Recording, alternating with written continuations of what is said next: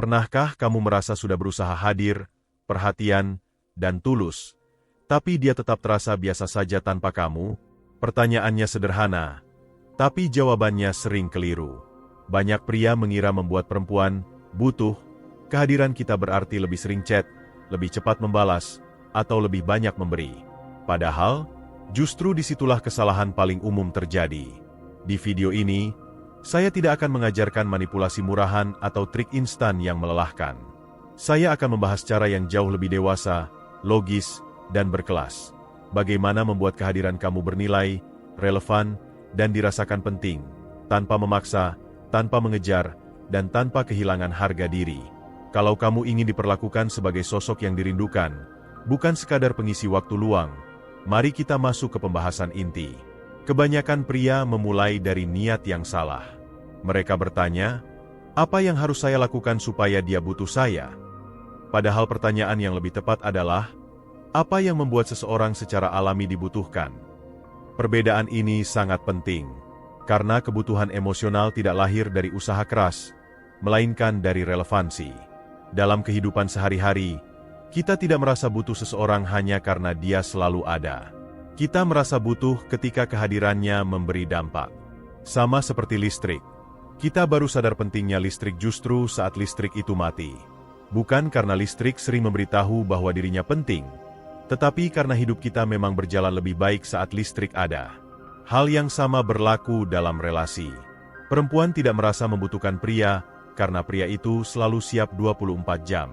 Mereka merasa membutuhkan ketika pria tersebut membawa ketenangan, kejelasan, dan stabilitas emosional yang tidak mereka dapatkan dari sembarang orang.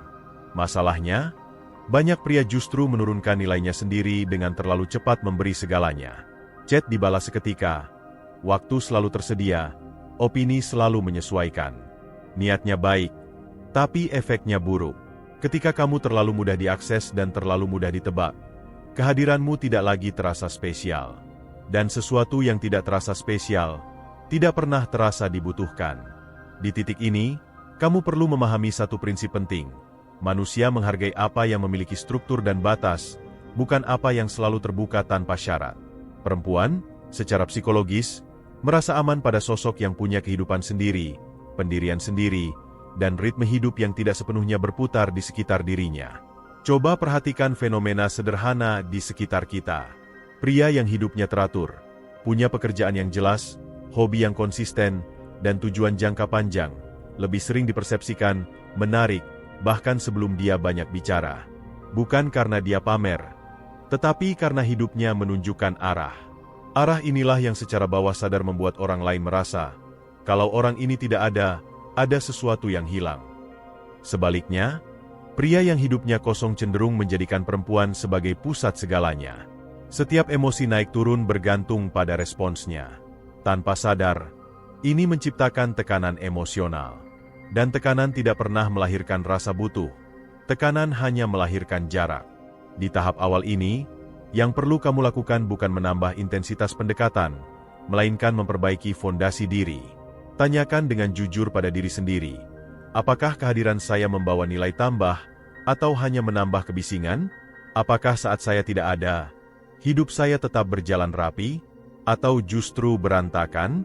Ironisnya, semakin rapi hidup kamu tanpa dia, semakin besar kemungkinan dia merasa kehadiranmu berarti.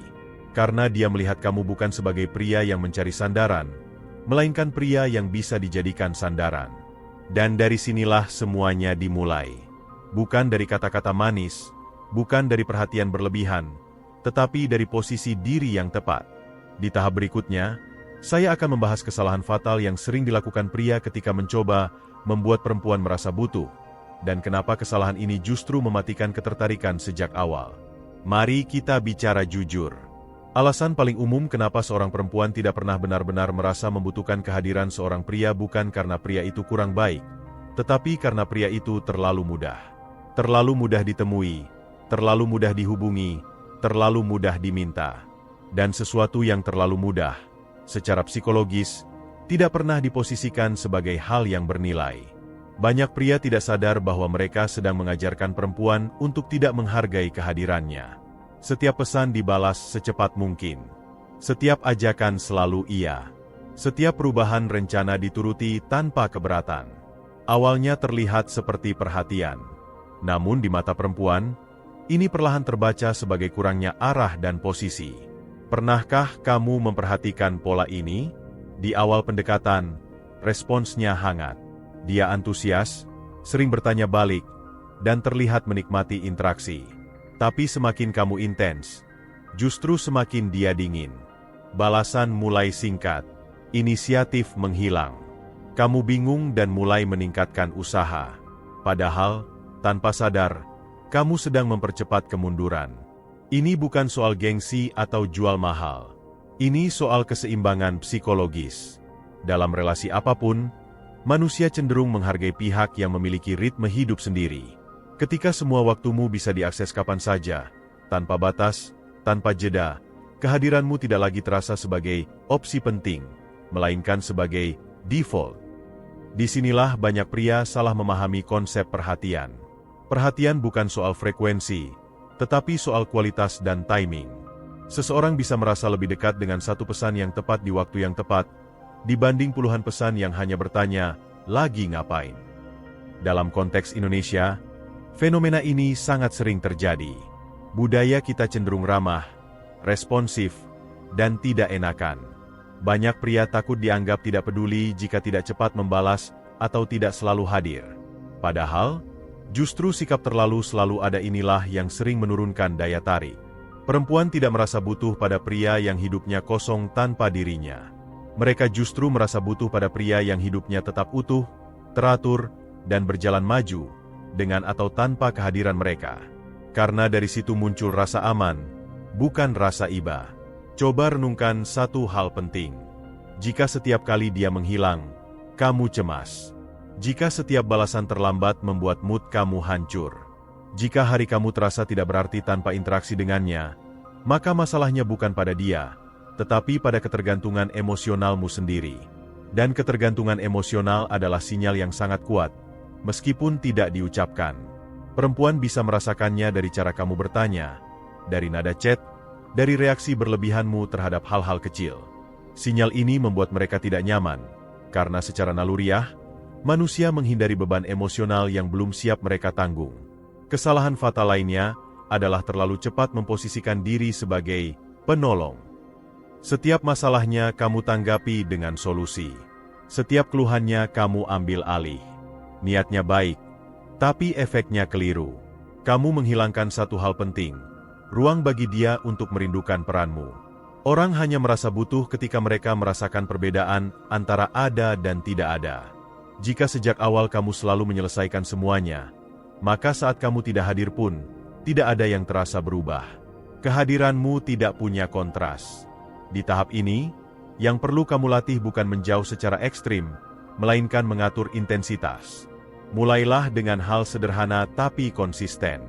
Tidak harus selalu membalas cepat. Tidak harus selalu tersedia. Tidak harus selalu setuju. Bukan untuk menghukum, tetapi untuk menjaga struktur dirimu sendiri. Ketika kamu mulai menghargai waktumu, perempuan akan mulai menghargai kehadiranmu.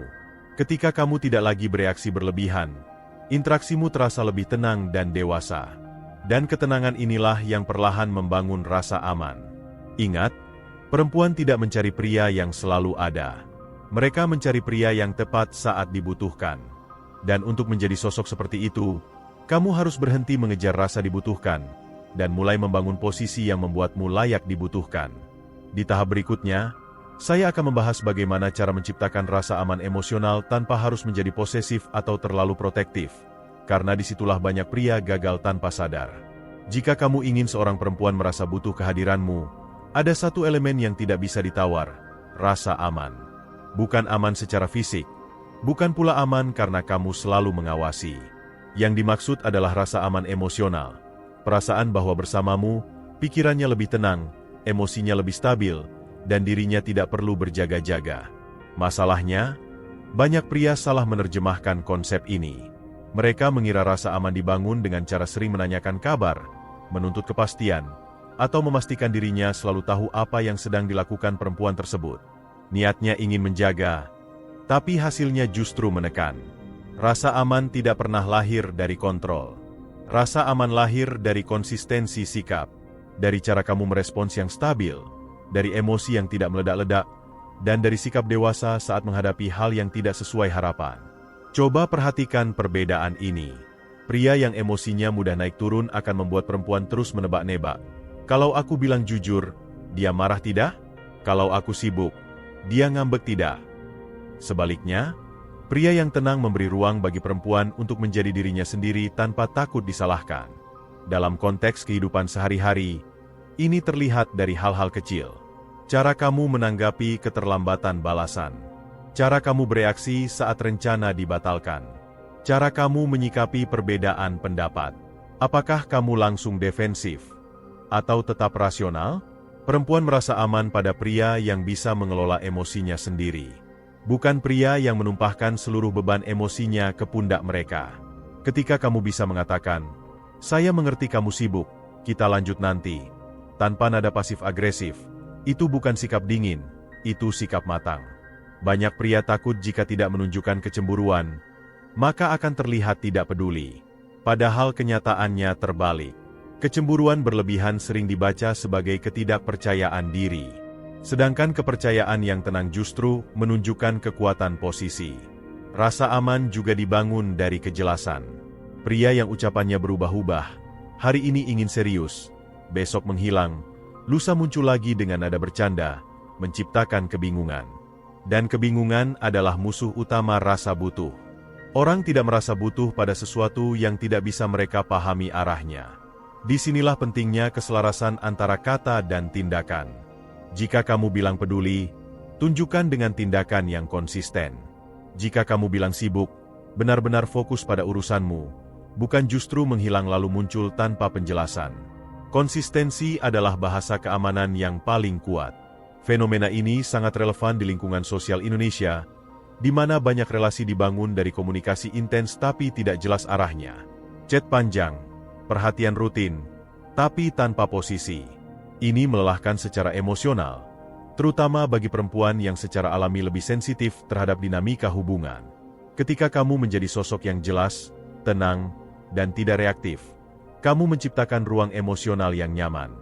Dan di ruang yang nyaman inilah, seseorang mulai merasa, kalau dia tidak ada, rasanya berbeda. Bukan karena kamu mengikat, tetapi karena kamu menenangkan. Bukan karena kamu mengontrol, tetapi karena kamu konsisten. Dan konsistensi, dalam jangka panjang, jauh lebih dirindukan daripada intensitas sesaat. Banyak pria mengira kedekatan emosional dibangun dengan cara menjadi pendengar yang selalu siap. Setiap cerita didengar, setiap keluhan ditampung, setiap emosi divalidasi. Ini tidak sepenuhnya salah, tetapi tidak cukup. Pendengar yang baik itu umum. Yang langka adalah sosok yang relevan secara emosional. Relevan artinya kehadiranmu memberi arah, bukan hanya ruang. Memberi perspektif, bukan hanya empati. Ketika seorang perempuan berbicara tentang masalahnya, yang ia butuhkan bukan selalu solusi cepat, tetapi sudut pandang yang membuatnya berpikir lebih jernih setelah berbicara denganmu. Coba perhatikan perbedaan ini. Pendengar pasif biasanya merespons dengan kalimat seperti, "Iya, aku ngerti," atau "Sabar ya." Kalimat ini aman, tetapi datar.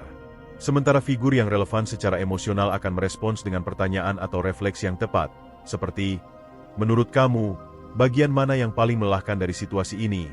Atau, "Kalau ini terus terjadi, apa yang paling kamu khawatirkan?" Pertanyaan semacam ini menunjukkan dua hal. Kamu benar-benar memahami konteksnya, dan kamu membantu dia menyusun ulang pikirannya. Setelah percakapan selesai, dia tidak hanya merasa didengar, tetapi merasa lebih kuat. Dan orang cenderung merasa butuh pada mereka yang membuatnya merasa lebih kuat. Dalam kehidupan sehari-hari, relevansi emosional juga muncul dari timing. Kamu tidak harus selalu hadir di setiap momen. Justru kehadiran di momen yang tepatlah yang paling diingat. Saat dia sedang ragu mengambil keputusan, saat dia merasa tidak dihargai, atau saat dia butuh sudut pandang yang jujur tapi tenang. Banyak pria terlalu cepat memberi dukungan tanpa memahami konteks. Semua dibela, semua dibenarkan. Padahal, dukungan yang matang tidak selalu berarti setuju. Terkadang, Justru keberanian untuk menyampaikan perspektif berbeda dengan cara yang elegan membuat kehadiranmu terasa bernilai. Misalnya, ketika dia menceritakan konflik dengan orang lain, kamu tidak langsung memihak secara membabi buta. Kamu bisa mengatakan, perasaan kamu wajar, tapi menurut saya ada bagian yang bisa kamu kendalikan agar situasinya tidak semakin rumit. Kalimat seperti ini menunjukkan kedewasaan, bukan penolakan. Relevansi emosional juga dibangun dari kapasitas intelektual dan emosional yang kamu bawa ke dalam interaksi. Bukan soal pamer kepintaran, tetapi kemampuan menghubungkan pengalaman hidup, menarik kesimpulan, dan menyampaikannya dengan bahasa yang membumi. Di lingkungan sosial Indonesia, banyak percakapan berhenti di permukaan, curhat, keluh kesah, lalu lupa. Ketika kamu hadir sebagai sosok yang membuat percakapan punya makna, kamu otomatis menempati posisi berbeda. Kamu bukan sekadar teman ngobrol, tetapi tempat berpikir. Dan di titik ini, sesuatu yang menarik terjadi. Dia mulai terbiasa memikirkan, kalau saya bicara dengan dia, rasanya lebih jelas. Kebiasaan ini pelan-pelan berubah menjadi kebutuhan. Bukan kebutuhan yang posesif, tetapi kebutuhan akan kualitas interaksi. Penting untuk dipahami, relevansi emosional tidak bisa dipaksakan.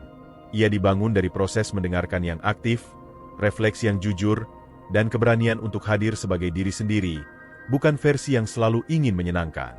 Ketika kehadiranmu membuat percakapan lebih bermakna, pikiran lebih jernih, dan emosi lebih stabil, maka saat kamu tidak ada, akan muncul satu pertanyaan sederhana di benaknya.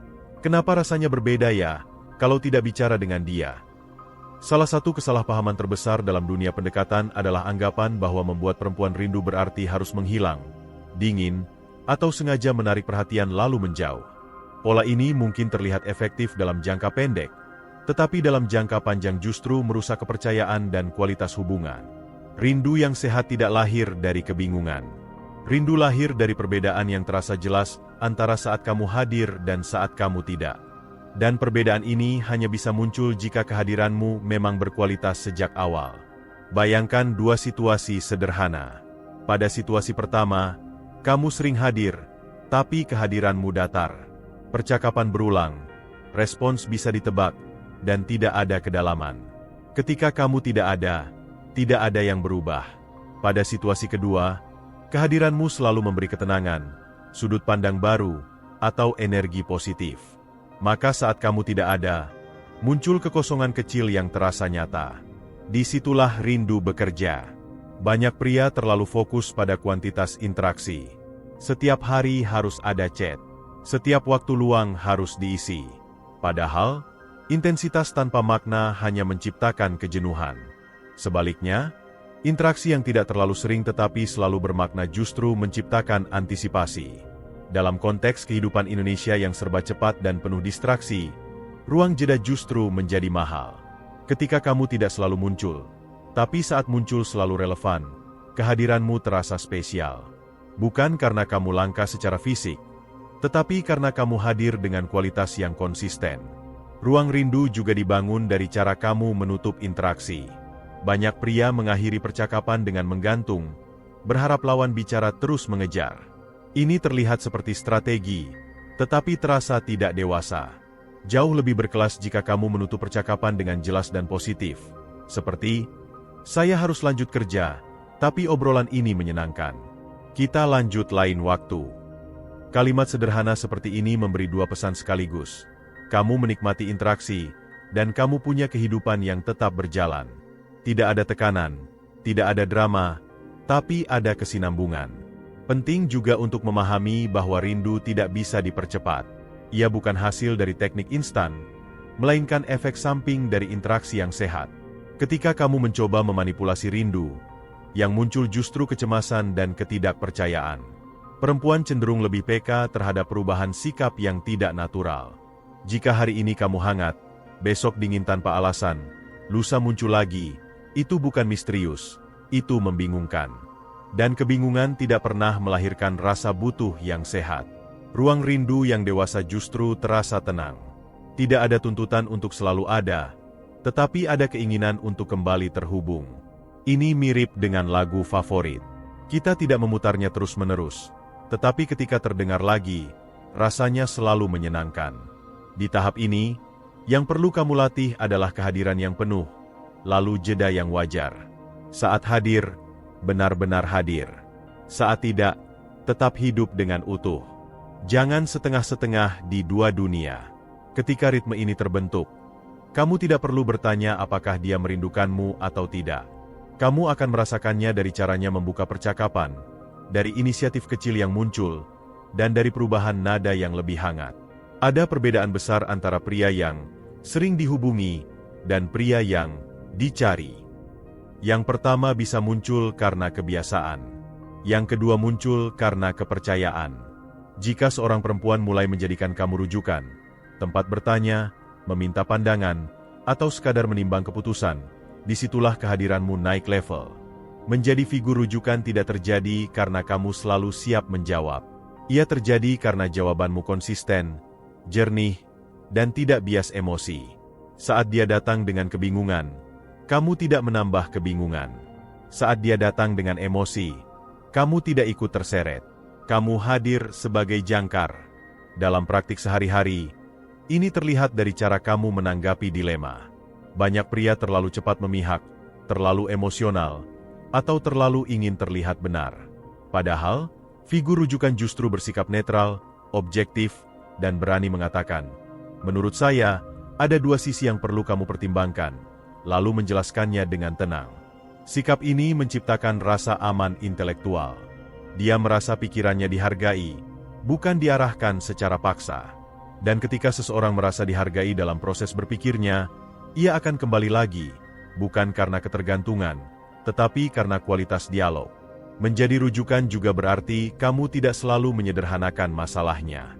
Kadang kamu perlu mengatakan bahwa tidak semua hal bisa diselesaikan cepat, dan itu tidak apa-apa.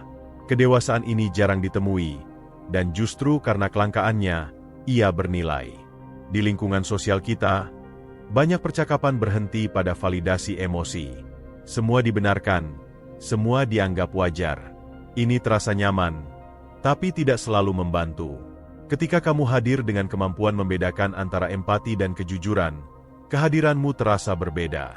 Penting untuk dicatat, figur rujukan tidak memonopoli. Kamu tidak harus menjadi satu-satunya tempat dia bertanya. Justru ketika kamu tidak cemburu pada peran orang lain, posisi kamu semakin kuat.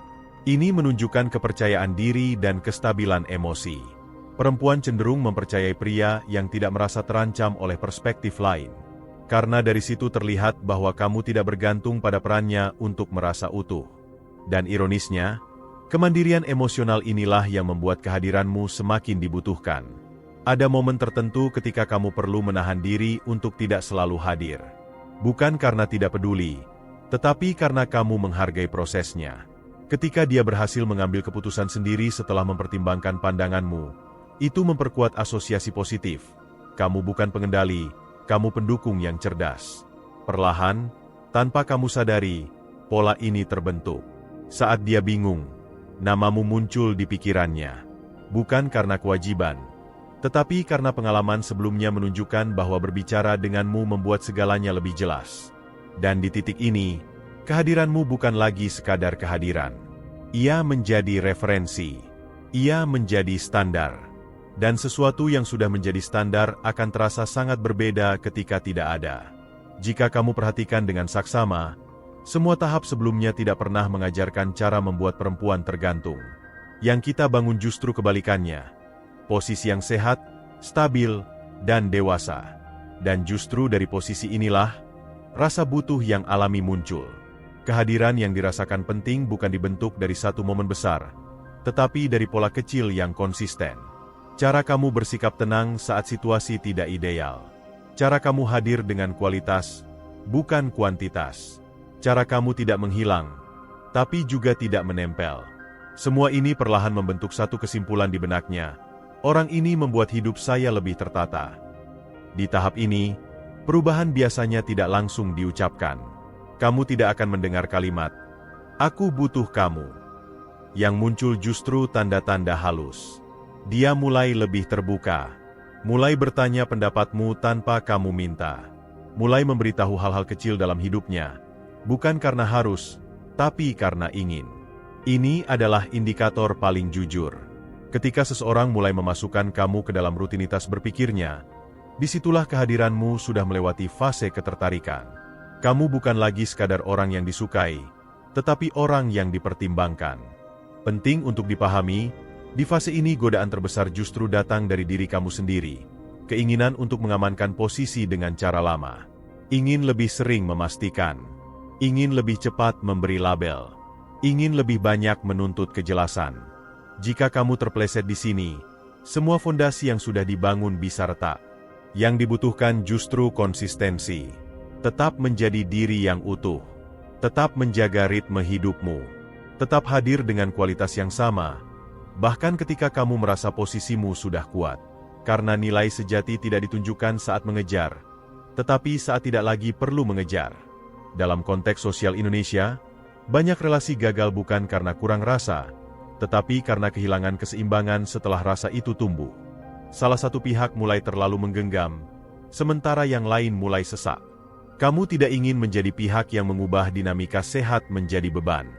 Jika kamu sudah berada di titik di mana kehadiranmu dirasakan, tugasmu bukan menambah intensitas, melainkan menjaga arah. Biarkan rasa berkembang secara organik. Biarkan kebutuhan muncul tanpa dipaksa. Karena kebutuhan yang tumbuh alami jauh lebih kuat daripada kebutuhan yang diminta. Pada akhirnya, perempuan tidak merasa butuh pada pria yang terus membuktikan diri. Mereka merasa butuh pada pria yang kehadirannya tenang, jelas, dan berdampak. Pria yang saat ada, membuat hidup terasa lebih ringan. Dan saat tidak ada, meninggalkan perbedaan yang terasa. Dan ketika seseorang sudah merasakan perbedaan itu, kamu tidak perlu lagi bertanya apakah kehadiranmu berarti. Jawabannya akan terlihat dari caranya memperlakukanmu, bukan dari kata-katanya, tetapi dari pilihannya. Jika kamu menarik benang merah dari seluruh pembahasan ini, satu hal menjadi sangat jelas. Membuat perempuan merasa butuh kehadiranmu bukan soal teknik, bukan soal trik, dan bukan soal seberapa keras kamu berusaha. Ini soal posisi diri. Soal bagaimana kehadiranmu membawa ketenangan, kejelasan, dan nilai yang nyata dalam hidupnya. Kamu tidak perlu selalu ada. Kamu tidak perlu mengejar. Kamu tidak perlu membuktikan apapun secara berlebihan. Yang perlu kamu lakukan adalah membangun hidup yang utuh, emosi yang stabil, dan interaksi yang bermakna. Dari situlah rasa butuh tumbuh secara alami, bukan karena ketergantungan, tetapi karena kualitas. Mulai sekarang, fokuslah pada hal yang bisa kamu kendalikan. Perbaiki ritme hidupmu. Hadir dengan penuh saat diperlukan, dan berani memberi jeda tanpa rasa bersalah. Jadilah sosok yang saat diajak bicara membuat pikiran lebih jernih, bukan lebih ruwet. Karena pada akhirnya, orang tidak merindukan intensitas, mereka merindukan dampak. Kalau kamu merasa video ini membuka sudut pandang baru dan memberi nilai nyata, jangan lupa tekan like, tuliskan pendapatmu di kolom komentar, dan subscribe agar kamu tidak ketinggalan pembahasan berikutnya. Saya akan terus membahas hal-hal penting yang jarang dibicarakan, tapi sangat menentukan kualitas hidup dan relasi kamu. Sampai di sini, ingat satu hal, kehadiran yang bernilai tidak pernah dipaksakan, ia dirasakan.